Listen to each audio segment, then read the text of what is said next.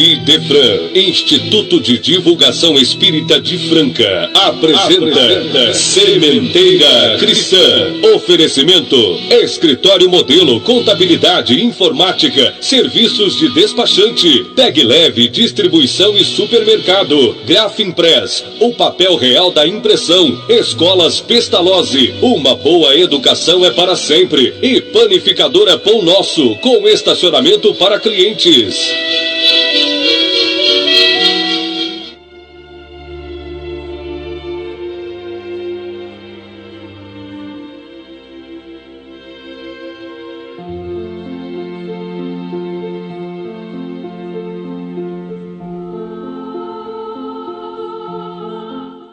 Que o Divino Mestre Jesus nos presida o encontro desta manhã com os nossos irmãos e ouvintes. Orienta-nos, Senhor. Inspira-nos a que sejamos instrumentos, ainda que humildes, da divulgação do Teu Evangelho de luz. Sublime Educador das nossas almas, concede-nos a nós e a todos os nossos irmãos as bênçãos da paz e da serenidade e o verdadeiro sentimento de amor e de fraternidade.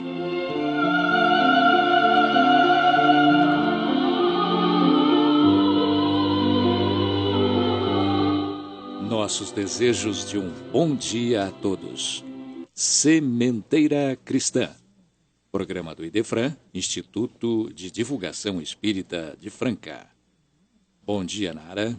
Bom dia, Eurípides. Bom dia, Luiz Gabriel. Bom dia para vocês, bom dia, ouvintes da Rádio Imperador. Você que nos apoia no áudio e na sonoplastia. E agora, os espíritos superiores respondem.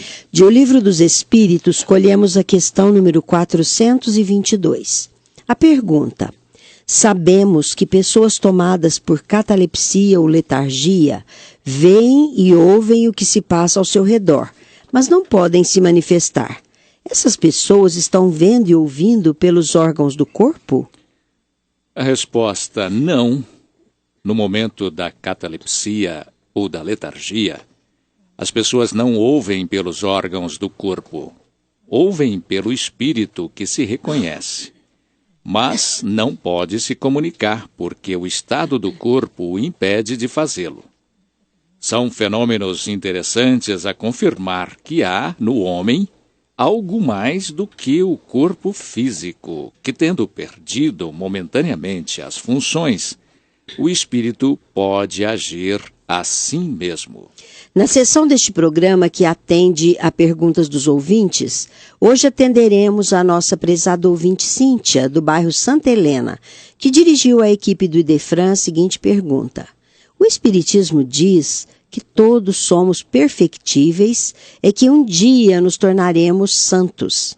Se Deus nos concedeu a liberdade de fazermos o que queremos, certamente podemos exercitar as nossas preferências. Como resolver isso? Vamos aguardar um pouquinho, minha cara Cíntia, que a resposta esclarecedora virá no final deste programa. Já que temos um tempinho antes da entrevista que vamos rodar daqui a pouco, e a propósito do estado de morte em que estagia o corpo físico nos casos apreciados na sessão Os Espíritos Superiores Respondem, que apresentamos momentos antes, e até mesmo para assumirmos certas cautelas com a aparência da morte, é bom lembrarmos os casos bíblicos como o da filha de Jairo, o de Lázaro, o filho da viúva de Naim, que muitos pensam que estavam mortos e que Jesus os teria ressuscitado. Não se tratava de casos de morte. Se estivessem mortos, Jesus, ao devolvê-los à vida plena, teria cometido infração contra as leis da natureza, que são as leis divinas.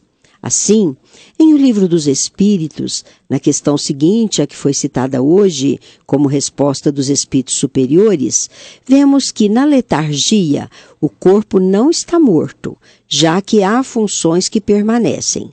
A vitalidade ali está em estado latente e o espírito está unido ao corpo que vive. Uma vez rompidos os laços pela morte real e ocorrida a desagregação das células, aí sim, A separação se completa e o espírito não mais tem condições de retomar aquele corpo. Os luminares espirituais, na questão 424 de O Livro dos Espíritos, asseveram que pode-se, por meio de cuidados dados a tempo, reatar os laços prestes a se romper e tornar a vida plena um ser que, por falta de socorro, poderia ter morrido. E dizem que disso temos prova todos os dias.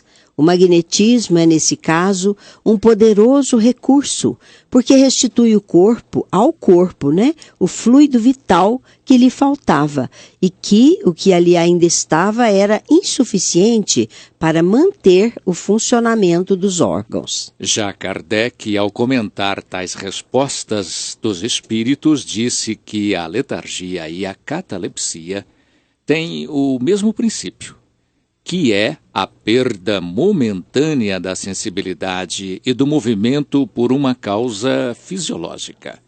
A diferença é que, na letargia, a suspensão das forças vitais é geral e dá ao corpo todas as aparências da morte. E na catalepsia, a perda de forças é localizada e pode afetar uma parte mais ou menos extensa do corpo, de maneira a deixar a inteligência livre para se manifestar. Quanto à causa, a letargia é sempre natural e a catalepsia pode ser espontânea ou provocada e desfeita pela ação magnética voluntária.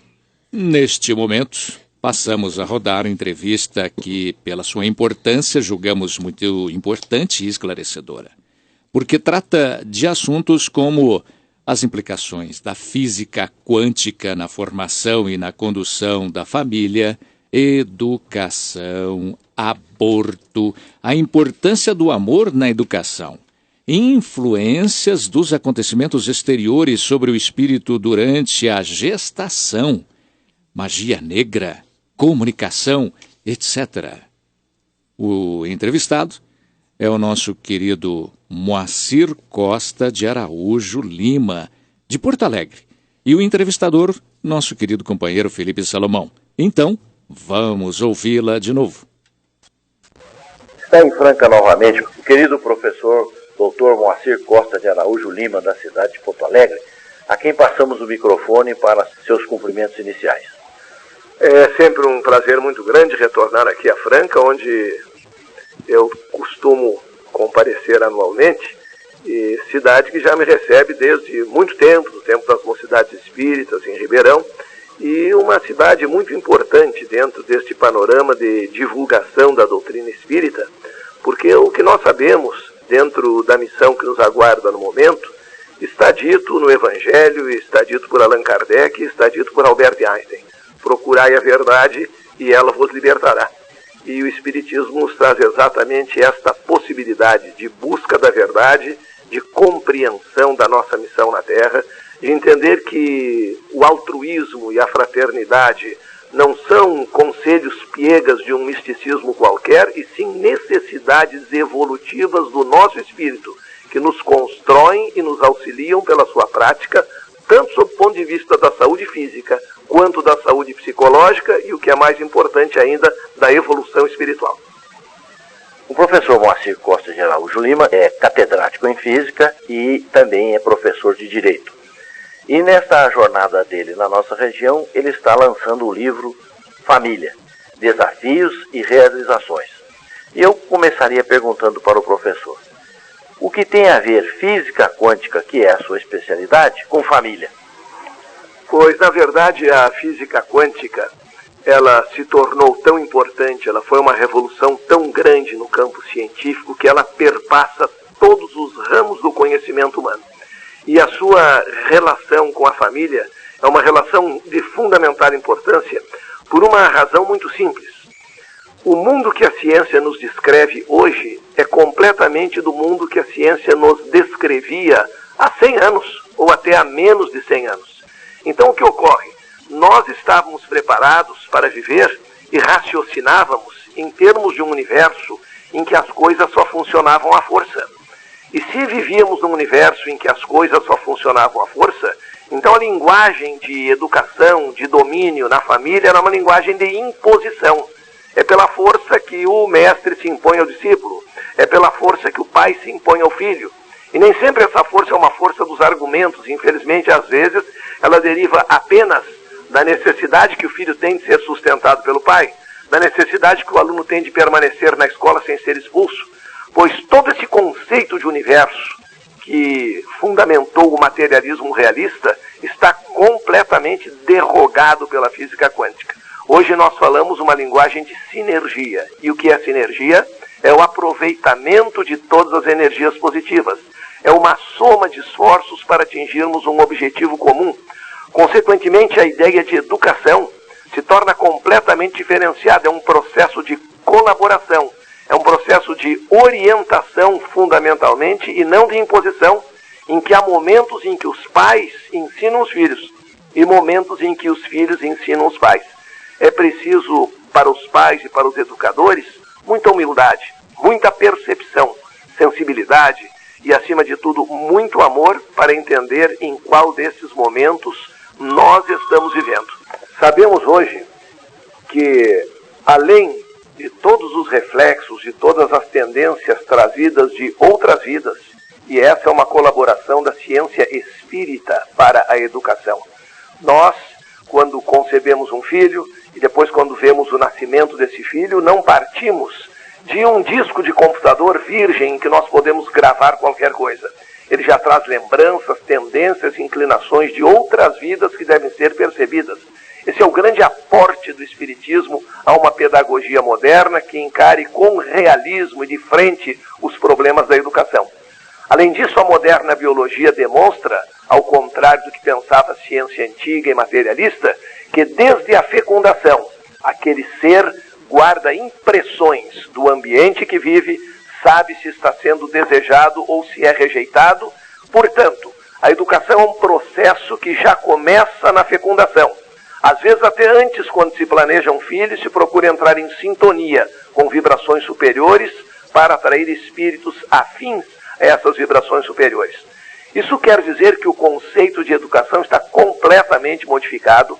Não é mais um sistema impositivo, é sim um sistema de mútuo respeito, em que os pais entendem que seus filhos são espíritos reencarnados, já com grandes experiências na vida terrena, com algumas tendências positivas a serem incentivadas e, quem sabe, alguns resquícios de coisas negativas a serem corrigidos.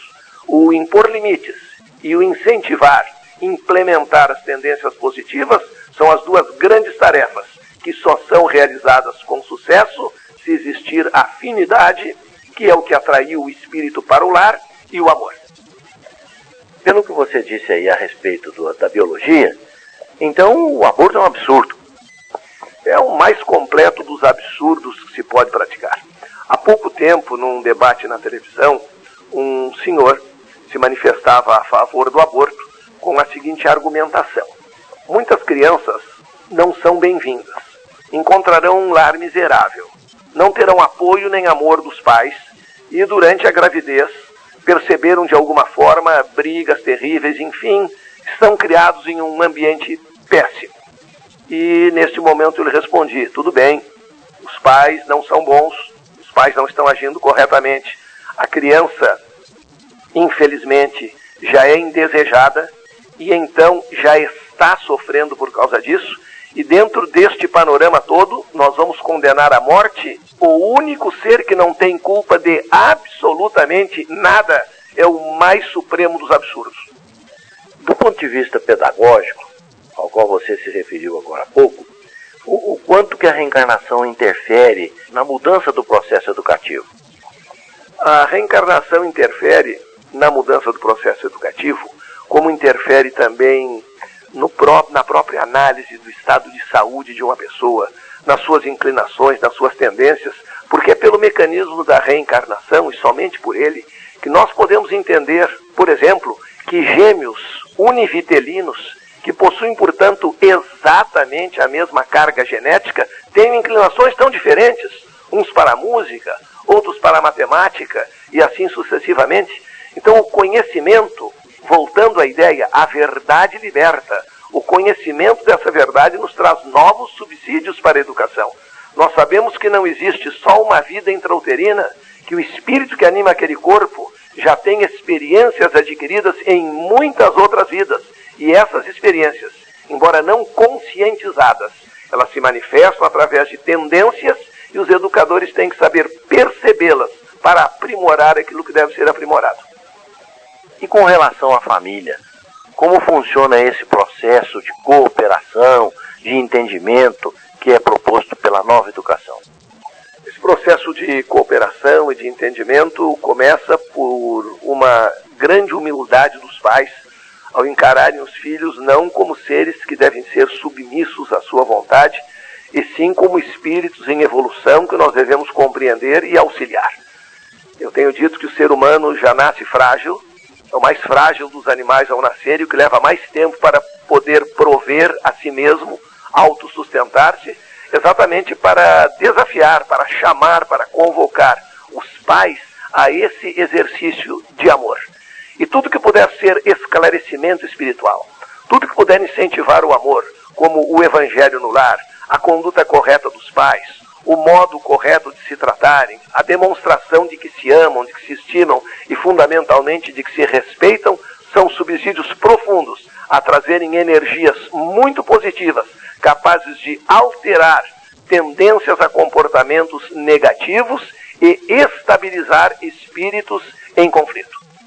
Há alguma comprovação científica na área da embriologia, da biologia, com relação à influência que o feto recebe durante a gravidez?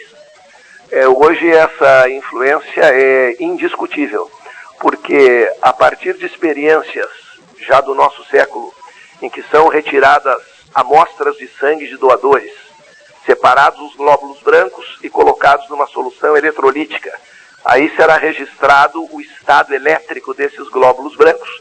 Eles ficam em uma sala distante da sala em que se encontra o doador. E no momento em que o doador é submetido a emoções positivas ou negativas, existem diferentes reações naqueles glóbulos brancos. São simples células que foram retiradas do nosso sangue e que estão completamente desligadas do nosso corpo. Sob o ponto de vista físico, a ligação entre o feto e a mãe é absoluta. É o sangue da mãe que circula no feto, sem oxigenação e, portanto, obrigando o coração ao dobro de batidas para que o oxigênio seja transportado para as células. Então, se uma célula retirada de um de nós e colocada à distância, sem qualquer contato físico com o nosso corpo, é capaz de perceber e de reagir de acordo com as emoções que estamos sentindo, quanto mais um ser que está ligado diretamente e que depende para sua própria sobrevivência de receber material fluídico, fluido sanguíneo desse outro corpo para se manter. Não há dúvida, e experiências com hipnose também têm provado, e os psicólogos mais abertos também têm observado isso, que a criança adotada, mesmo que nada se lhe diga, sabe que é adotada. E que as crianças rejeitadas sabem que foram rejeitadas e reagem como se rejeitadas estivessem sendo ainda. Então, qual é o melhor comportamento do casal que vai ter filhos? O melhor comportamento é começar a educação do filho desde a concepção. A educação no sentido bioenergético, a educação no sentido espiritual. Propiciar a este filho um ambiente, digamos, fluídico, um ambiente energético, um ambiente espiritual positivo, porque desde então as células deste ser em formação irão se acostumando a vibrar nas frequências positivas, irão entrando em ressonância com as energias boas, e isto se tornará um hábito que poderá ser cultivado desde o nascimento. Se a criança ouvir música, ela gostará de música? Em princípio, depende muito de tendências de outras vidas, mas se a criança ouvir músicas harmoniosas, e se a criança for submetida, estiver vivendo em um ambiente de harmonia, em que se cultive os valores da espiritualidade, em que se faça o evangelho do lar, sem dúvida alguma, todas essas vibrações irão influenciar, inclusive nos futuros gostos e tendências dessa criança, que terá o gosto por uma música melhor elaborada, mais sutil, que terá um sentido mais refinado para apreciar valores artísticos e que terá também, essencialmente, uma capacidade de amor já bem desenvolvida. E como os conflitos do lar interferem na personalidade do futuro filho? Pois o ambiente de conflito, ao contrário do ambiente de paz e de harmonia, trazem uma espécie de mecanismo de defesa. A criança em formação está recebendo aquelas energias negativas e, de uma certa forma, o seu organismo se põe em guarda para, dentro do possível, e não consegue 100%, evitar a penetração e a influência daquelas energias negativas. Consequentemente, ao nascer, poderá certamente adotar, nos seus primeiros anos de vida, uma atitude defensiva, de não comunicação com os pais, de se esconder, de fugir, porque já foi muito bombardeada por coisas negativas e, naturalmente, teme que esse bombardeio continue. Entre outras especialidades do professor Moacir, ele é profundo conhecedor da parapsicologia, sendo inclusive autor de um livro, Parapsicologia, da Magia à Ciência. Já fez inclusive um curso de parapsicologia aqui em Franca. E neste aspecto gostaria de perguntar como o senhor interpreta aquele fenômeno das agulhas daquele menino lá na Bahia? Pois aquele fenômeno das agulhas tem uma explicação paranormal. É possível que aquele cidadão que confessou ter colocado as agulhas na criança tenha colocado 1, 2, 3 agulhas, quem sabe, no máximo. Mas nenhuma criança resistiria, estaria em constante estado de choro e de dor à introdução de agulhas a toda hora. Além do que, essas agulhas não caminhariam, não fariam aqueles percursos estranhos que fizeram dentro do corpo. Esses fenômenos acontecem com certa frequência e envolvem 2 coisas: psicocinesia, movimento de objetos através da mente, e os aportes. Aqueles famosos fenômenos da época dos estudos científicos mais profundos da doutrina espírita, que reuniram Zollner, Weber e outros tantos cientistas e pensadores, em que, através de experiências em que desejavam provar a existência de uma 4ª dimensão espacial, eles conseguiam trazer objetos de outros lugares que pareciam atravessar paredes. Uma corda com as extremidades seladas se enchia de nós durante a experiência, fenômenos que ficaram conhecidos com o nome de fenômenos de aportes. Já no relato deste menino, o criminoso confessa, ele diz: eu coloquei as agulhas, não diz como, e confessa que fez isso em função de rituais de magia. Então, obviamente, ali existem rituais de magia envolvidos, e através desses rituais, sem dúvida alguma, existem, junto à colocação de algumas agulhas via física, via material, existe ali um fenômeno de aporte, um fenômeno psicocinético. Alguém com energia psicocinética, com capacidade de desenvolver, de liberar ectoplasma, que possivelmente em rituais mágicos fez com que surgissem as agulhas no corpo dessa criança. E esse caso de aparecimento de agulhas, pedras, etc., não é o único. São casos raros, acontecem nessa idade em que a taxa hormonal é muito grande, a criança então está mais sujeita à liberação de todos os tipos de energia e envolvem sempre algum tipo de ritual de magia. Nesse caso, poderíamos dizer que houve alguma coisa relacionada com o voodoo? Provavelmente com o voodoo ou algo semelhante, algum tipo de magia negativa, em que naturalmente às vezes nós temos uma ideia errada a respeito de forças, energias e mesmo de dons mediúnicos, que o dom não é propriamente uma palavra apropriada, é a faculdade mediúnica. A força, a energia, a capacidade de liberar ectoplasma em si não são boas nem más. A nossa força física pode ser usada para salvar alguém que está se afogando, mas pode ser usada para afogar alguém. É a mente humana que dirige estas forças todas. E esses rituais provocam uma série de acontecimentos, são muitas mentes reunidas pensando da mesma maneira, acreditando, e a fé é essencial, acreditando que vão conseguir, e acreditando que vão conseguir, liberando a energia necessária para a obtenção do resultado. Muito bem. Como dissemos, o professor atua em vários campos do conhecimento. Ele lançou um livro também sobre comunicação, muito interessante. E ele tem algumas considerações a fazer sobre a comunicação.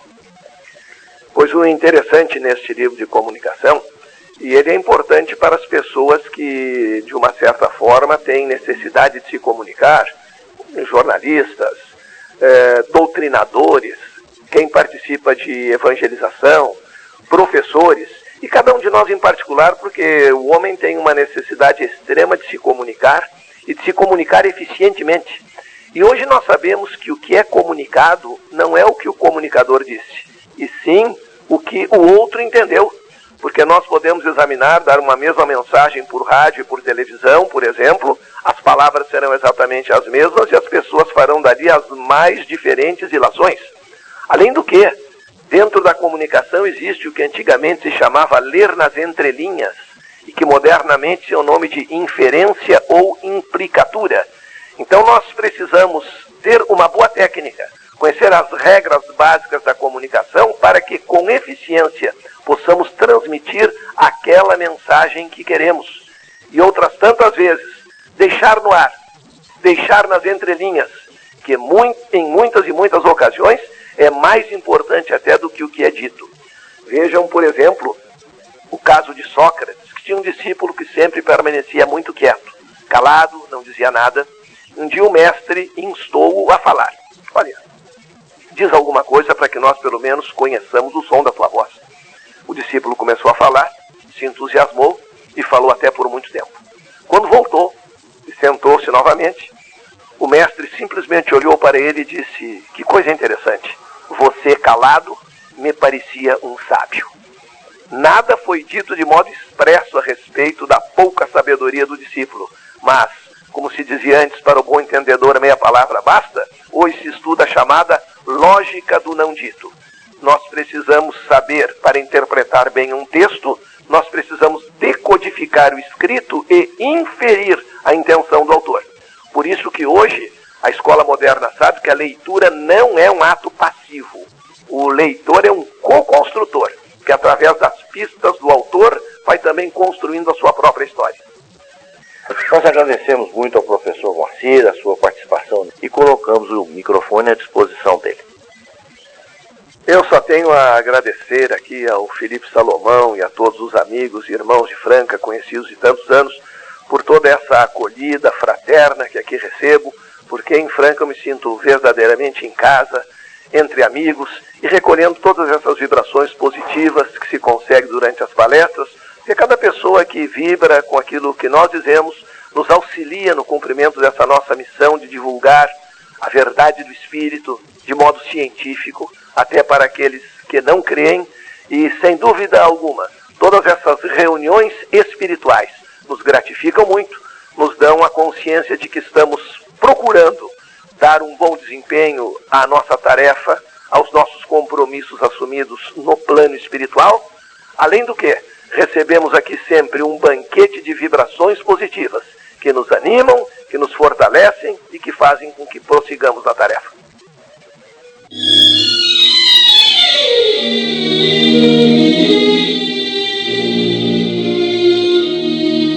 Estamos apresentando Sementeira Cristã. Oferecimento: Escritório Modelo Contabilidade, Informática, Serviços de Despachante, Escritório Modelo Centro e Estação, Pegue Leve Distribuição e Supermercados, Cesta Básica, Produtos de Limpeza, Descartáveis, Sucos em Pó e Líquidos, melhores preços para sua empresa. Distribuição: Rua Carlos de Vilhena 4270, Vila Imperador. Televendas 16 3707 2870. Loja e Estação, Rua Voluntário Mário Mazzini 1902. Fone 16 3723 2888. Escolas Pestalozzi, Educação Infantil, Ensino Fundamental, Ensino Médio. Agende uma visita. Fone 3711-0100. Pestalozzi educa, humaniza e faz crescer. Escolas Pestalozzi, uma boa educação é para sempre. Acesse www.pestalozzi.com.br. Grafimpress, o verdadeiro papel da impressão. Rua José Bonifácio 361, Vila Nicásio, 3722-0410 e 3722-0418. Panificadora Pão Nosso, Rua Padre Anchieta 2163 Centro, 3722-2933, com estacionamento para clientes. Idefran, Instituto de Divulgação Espírita de Franca, Major Claudiano 2181 Centro, www.idefran.com.br.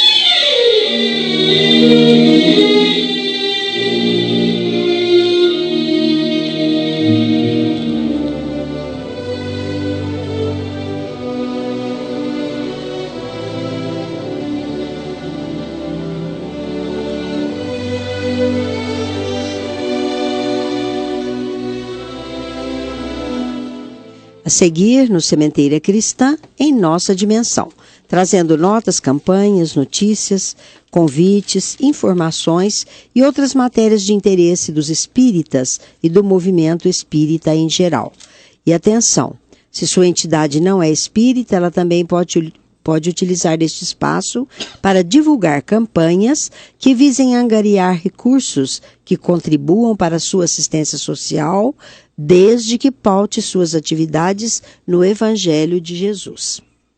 12º em Lipe, São Paulo, capital. Trata-se do 12º Encontro Nacional da Liga de Pesquisadores do Espiritismo, que terá como tema central mediunidade, pesquisa e história. Dias 27 e 28 de agosto próximo em São Paulo. Local: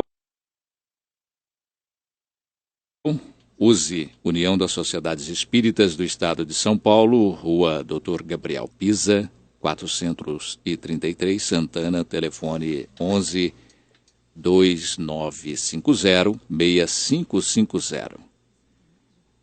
O Encontro Nacional da Liga de Pesquisadores do Espiritismo estará então na sua 12ª edição.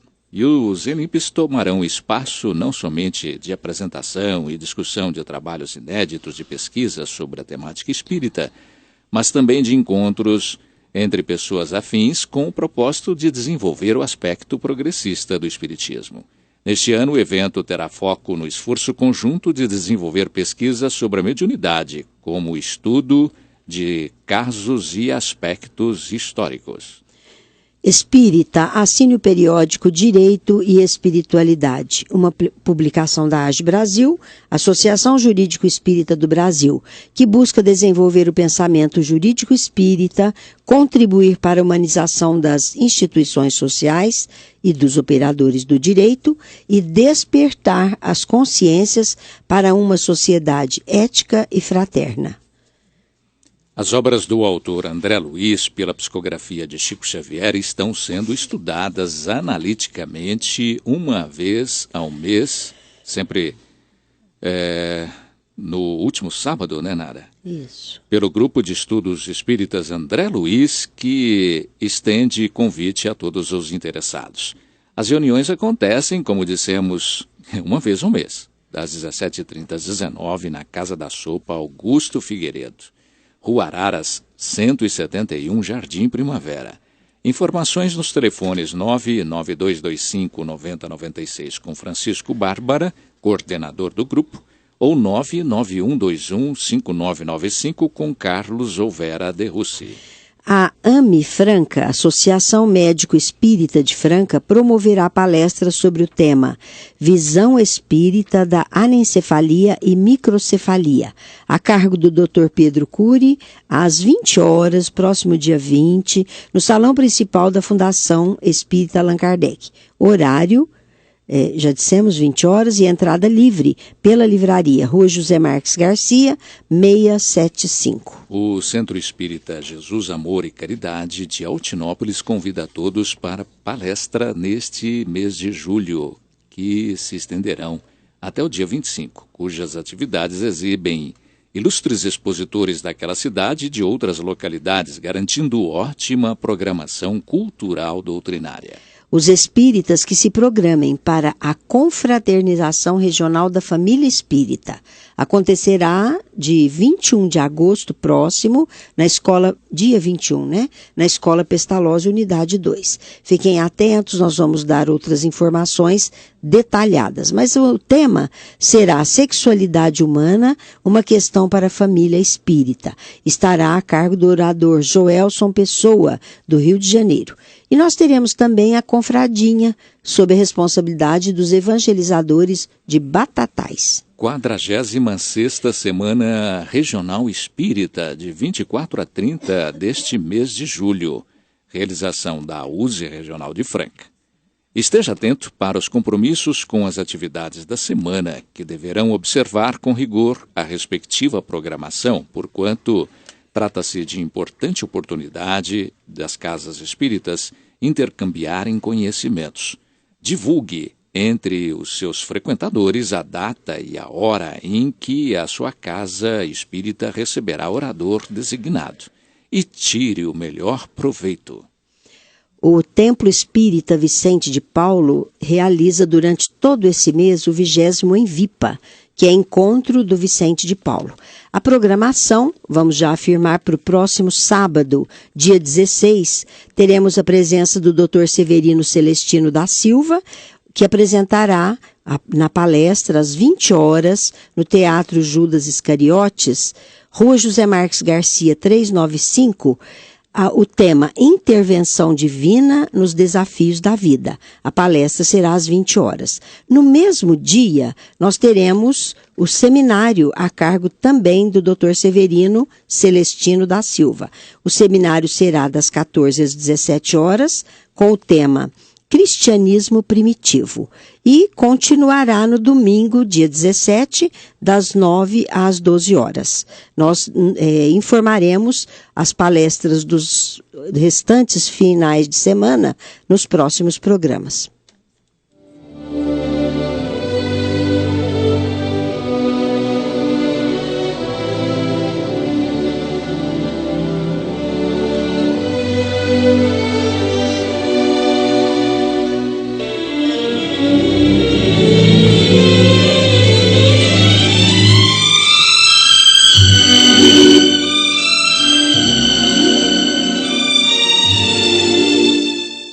Sementeira Cristã apresenta a seguir Claramente Vivos. Hoje ouviremos mensagem dirigida aos seus familiares, especialmente aos seus pais, pelo espírito de Gabrielzinho, que fala de circunstâncias do evento chamado passamento, de uma para outra dimensão, mas disse conformado com o fato em si, principalmente pela assistência que recebe de amigos que sabia já terem desencarnado, o que o conforta pela certeza de que a morte do corpo não separa afetos e amizades.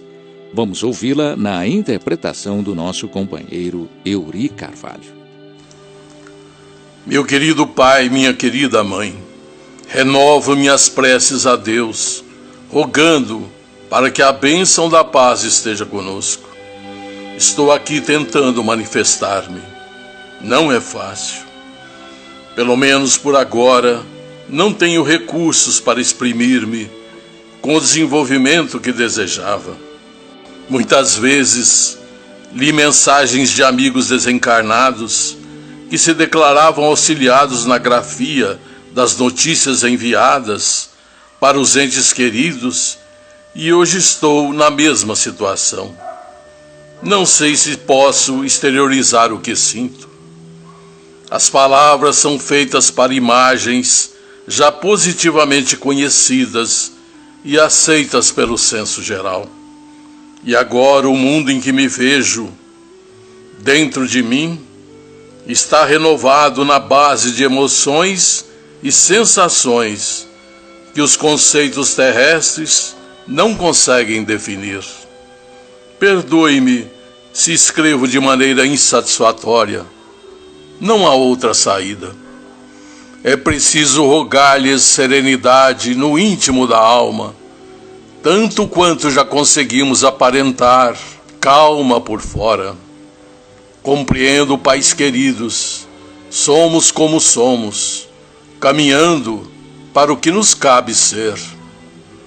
Venho pedir-lhes me auxiliem com os pensamentos de real aceitação, as lágrimas que ocultam de um para o outro, as indagações que formulam a sós, com o receio de se ferirem na fé que nos alimentam, chegam a mim de modo claro e indescritível.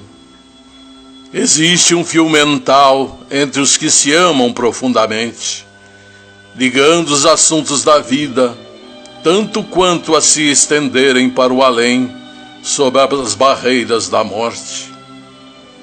Sei quanto interpelam os poderes que nos governam sobre nossa inesperada separação, e ouço-lhes as perguntas e as observações, quando se isolam um do outro para buscar-me a lembrança, seja numa foto ou numa página escrita, nesse ou naquele contato, nessa ou naquela recordação. Agradeçam o apoio que me oferecem, porque sem meus pais queridos, ignoro o que teria sido de mim. Entretanto, rogo-lhes paciência e coragem. Não admitiam pudesse alguém evitar aquele assalto violento das forças enfermiças que me separaram do corpo. Aquela indisposição que parecia ligeira tomou vulto de repente, quando o papai se esforçou para que me expressasse ou dialogasse com mais ânimo. Notei que esmorecia. Minhas sensações por dentro de mim estavam intactas. Ouvia tudo o que se falava em derredor de meu leito. Reconheci que me transportavam para socorro no rumo do amparo hospitalar. No entanto, a pouco e pouco, entrei num sono profundo de que não podia me desvencilhar. Quanto tempo estive assim, não sei ainda. Minha memória abrange apenas a metade das horas claras do dia, naquela quinta-feira de luta. O resto ainda não sei, a não ser que acordei numa sala de tratamento com a cabeça enfaixada. Chamei por meu pai, por minha mãe, pedi o apoio de alguém que me esclarecesse sobre as ocorrências que não tinha consciência, mas um enfermeiro me advertiu que fora cirurgiado por um médico, o Dr. Mário Gatti. Lembrei-me de que esse benfeitor já não era da terra e asserenei-me quanto pude. Um pouco mais tarde, tomei contato com um amigo da medicina que me amparava, além do outro benfeitor que se identificou como sendo outro médico, o Dr. Guilherme da Silva.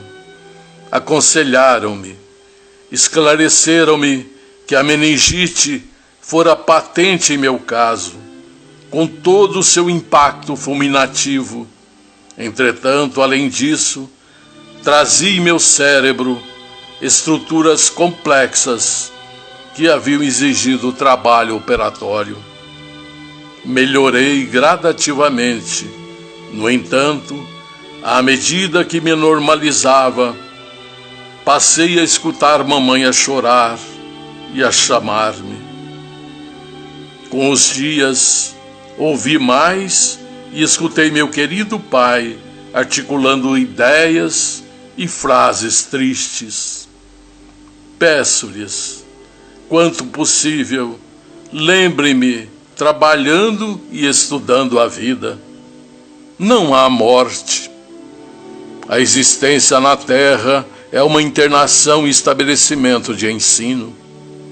Somos aí professores e alunos, uns dos outros. O horário da escola é igual para todos, no mesmo universo de minutos para cada um. E o corpo, obedecendo às mesmas leis de formação nos vários climas do mundo, é uma espécie de uniforme, identificando a condição temporária de todas as criaturas. Papai, alegre-se e recorde-me aprendendo ao seu lado. Mamãe, regozije-se e memorize a nossa união e a nossa felicidade no lar. Quanto puderem, ajude-me com pensamentos de fé e segurança, otimismo e elevação. Chorar, sim, mas de alegria, para agradecer a Deus o que temos recebido. Estou apenas em outro educandário, onde vou retomando meu curso de conhecimento superior, no qual progrido dificilmente, porque as emoções me prendem às aflições de casa. Amigos daqui, como sejam Marcondes, Servilho, Souza e tantos outros, me abrem portas abençoadas às novas lições em que vou tomando maiores contatos com a vida e comigo mesmo. Digam à Terezinha, ao João Batista, ao Dr. Wilson, ao Nicolau, ao Alcides, ao Tamacia e aos nossos companheiros de estudo que eles todos estão no caminho certo. É preciso estudar mais para servir melhor. Aqui, a luta construtiva é sempre mais bela. E com essa luta desejo preparar-me a fim de ser útil. Dos familiares queridos, 2 irmãs me visitam e me auxiliam sempre que podem. Nossa irmã Josefa e nossa irmã Isabel. Espero melhorar faculdades e recuperar sentidos obliterados pelas recordações mais intensas do corpo, a fim de elevar o meu singelo campo de ação. Peço-lhes, não creiam, fossem meus queridos pais, talvez exigentes comigo nos processos de educação. Sou feliz, buscando a felicidade que me doaram pelos exemplos, pelo carinho, pelo apoio e pela dedicação. A saudade é um espinho a ferir-me, mas com a bênção de nossa união e paz em família, melhorarei cada vez mais, a fim de sermos cada vez mais felizes. Papai querido e querida mamãe, a força termina no lápis, assim como se apaga um engenho, não mais sustentado pelo mesmo padrão de energia. Não estou cansado, mas o tempo e os recursos do intercâmbio estão para mim esgotados. Continue orando por mim. A prece por nós, que estamos deste outro lado, é uma luz que nos clareia e um calor abençoado que nos reaquece. Por ela sabemos com mais certeza que o nosso amor nunca morre. Beijo-lhes as mãos queridas e despeço-me no papel, de modo a continuar em nosso diálogo de coração a coração. Pais queridos, recebam um abraço iluminado de carinho e saudade, de devotamento e gratidão, com todo o amor do filho reconhecido, sempre e cada vez mais reconhecido. Gabrielzinho.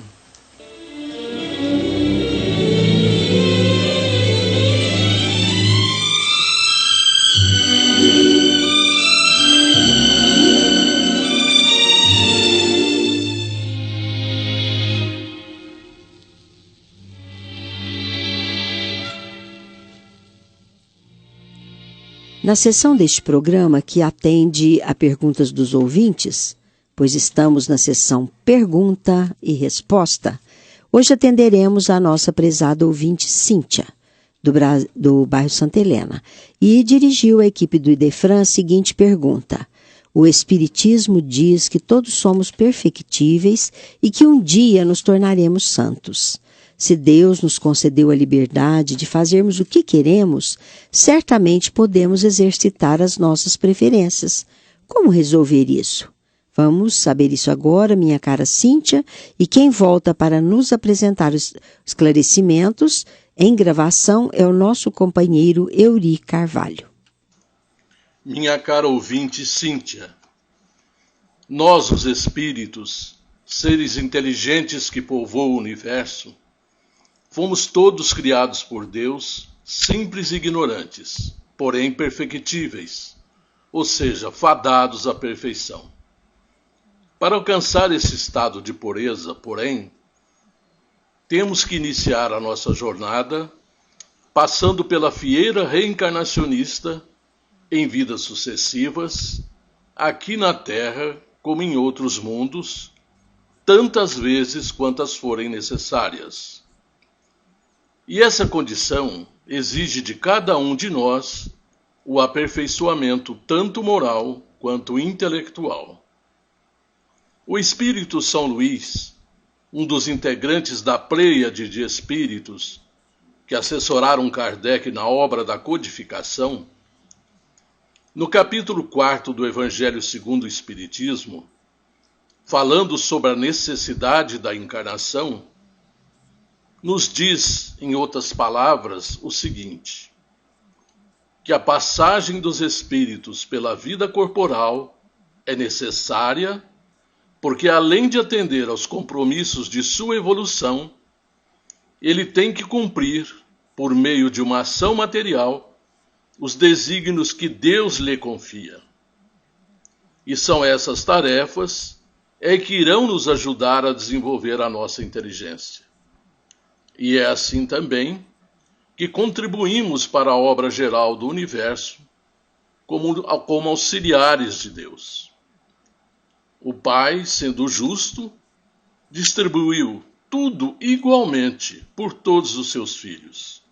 Assim, iniciamos a nossa jornada evolutiva do mesmo ponto de partida para todos, dotados da mesma aptidão, das mesmas responsabilidades e das mesmas tarefas a cumprir, e dotados do mesmo livre-arbítrio, ou seja, a mesma liberdade de proceder.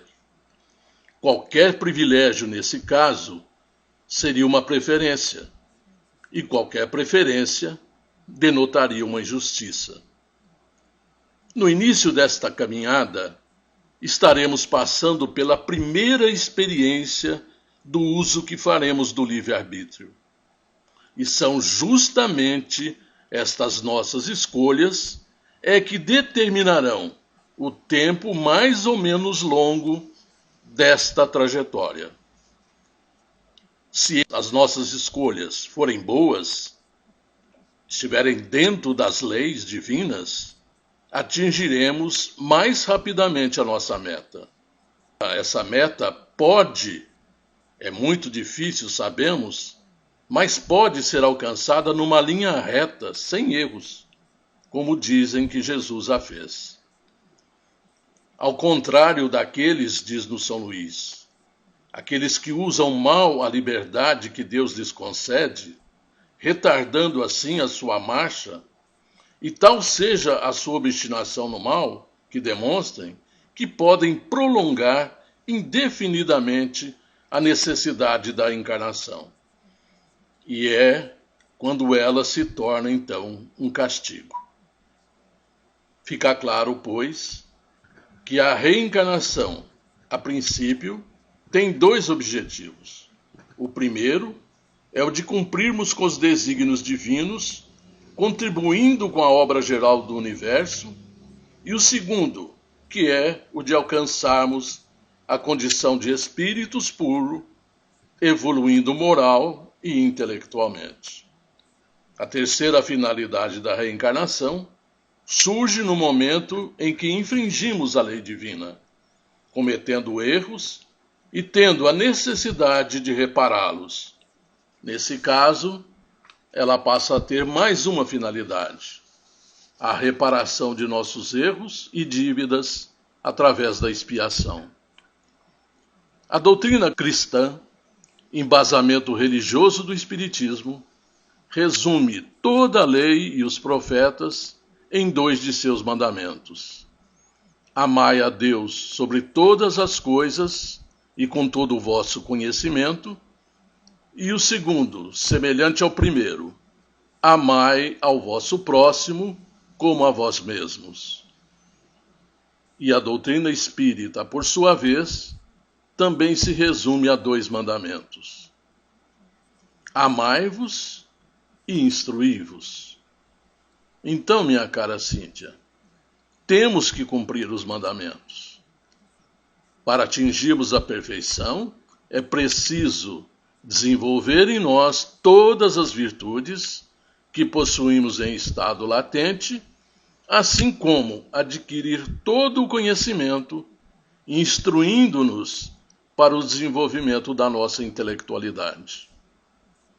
Tem que haver harmonia e equilíbrio nessas duas conquistas, para alcançarmos o voo da perfeição. Sem uma dessas asas, não conseguiremos voar.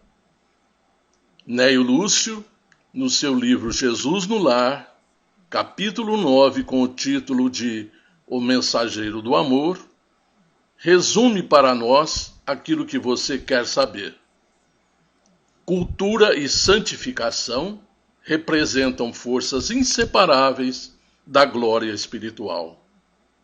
E conclui: a sabedoria e o amor são duas asas dos anjos que alcançaram o trono divino. Mas, em toda parte, quem ama segue à frente daquele que simplesmente sabe. Um bom domingo a todos.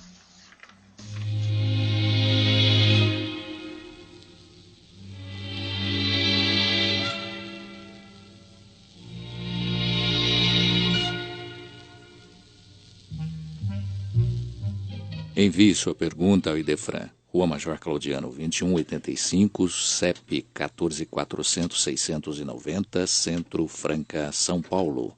Ou pelo telefone 16-3721-8282 ou ainda por e-mail idefran@idefran.com.br. Em toda parte, a palavra é índice de nossa posição evolutiva. É indispensável aprimorá-la, iluminá-la e enobrecê-la. Com esta advertência do Espírito Emmanuel, pela psicografia de Chico Xavier, encerramos o nosso Sementeira Cristã. Agradecemos pela audiência. Sementeira Cristã também pela internet, em tempo real, www.radioimperador.com.br, a qualquer hora, www.idefran.com.br. Apresentaram Nara Carlone e Eurípides Mendonça. Participação de Moacir Costa de Araújo Lima, Felipe Salomão e Euri Carvalho. Inserção virtual, Antônio Carlos Essado. Áudio e sonoplastia, Luiz Gabriel. Que Jesus nos abençoe a todos e fiquem agora com a celebração de nossos irmãos católicos.